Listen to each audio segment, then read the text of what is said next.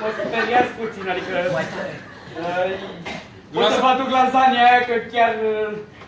Dar vă rog, dar dumneavoastră n-ați auzit radio? Adică... Am auzit, dar nu știu, e ciudat. Adică eu vi se pare obișnuit faptul că radio vorbește, asta sunt bagat. Mi se pare normal că l-au dus fiecare zi. Questa sera. Cânt acum. Mă tem că și celelalte obiecte vorbesc de aici, E o sincer. melodie cu Vai Condios acum. Ăsta e DJ-ul sau radio? Că nu înțeleg. Doamne, cu noi, suntem într-un restaurant cu vin.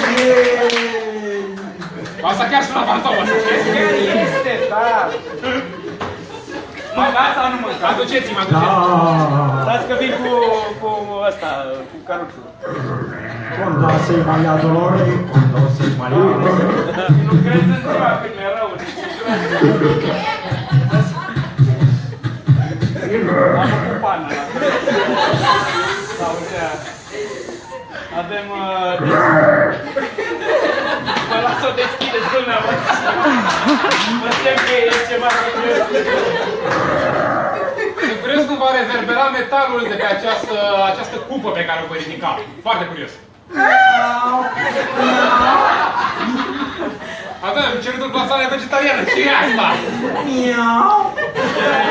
Hai să văd. Pare un bebeluș slash pisică. Da, Așa mi se pare. la mine Face... ne pare un bebeluș tot așa deranjat. Să desumplă.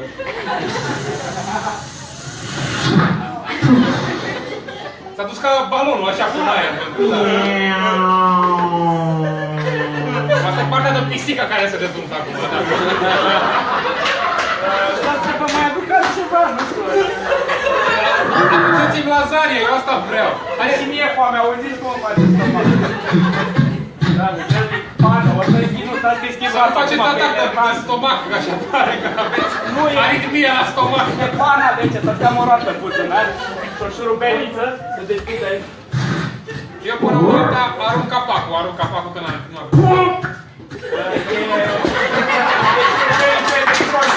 Dar te-ai șurubat! A picat sigur. Îl arunc ca pe frisbee, să vezi cum face. Nu da la mine! E bucătară! E săracul cel mai orosnic, că toată lumea a făcut. Aoleu, că aruncă și el! Aia zic. Asta e furculița aceasta. S-a lovit, s-a dus așa acolo. Deci v-a zis. Ricoșează furculița în continuare. Dar ce-a făcut maică? Bănuiesc, nu știu. Asta e de la mănăstirea de lângă, nu?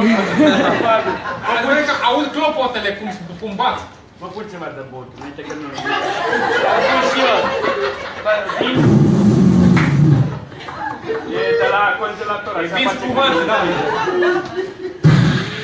Aoleo, e agitat, îmi bag la loc. Nici ăsta. Toate sunt agitate. L-ați combinat cu Mentos și asta. Dar termină, mă! Doamne, să știți Că se spurge vinul, uitați că se vede. în localul ăsta bântuit, eu am o idee. Eu am aici... Fantomele se activează doar când se ridică. Să ziceți, doar, cred că dumneavoastră aveți o problemă, că aici era tot. Să știți că eu am niște tălmâie la mine și am și o cădelniță mică. Doamne ajută! Și aia e bântuită, am venit cu ea de parte. Și te apere Dumnezeu să te ierte în numele Tatălui și al Fiului și al Avem Sfântului Duh. discursul înregistrat pe... Amin! E Duhul Sfânt din cădelniță. Vezi aici și unde treabă. O să aprind acum, o să aprind tălmâia. Nu știu cum face Dumnezeu. Ce pahar mare. Eu o să dau foc cu bricheta. Fără blasfemie! Ai tras toată sticla. Puteți să sfițiți înainte? Sigur că da, de Așa să ne ajute Gheață?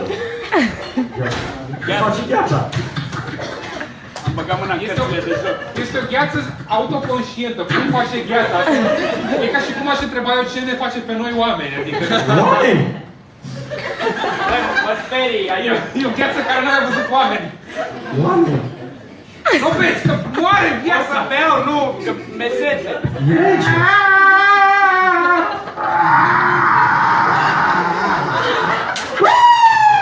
Ești în el! În numele Tatălui și al Sfântului.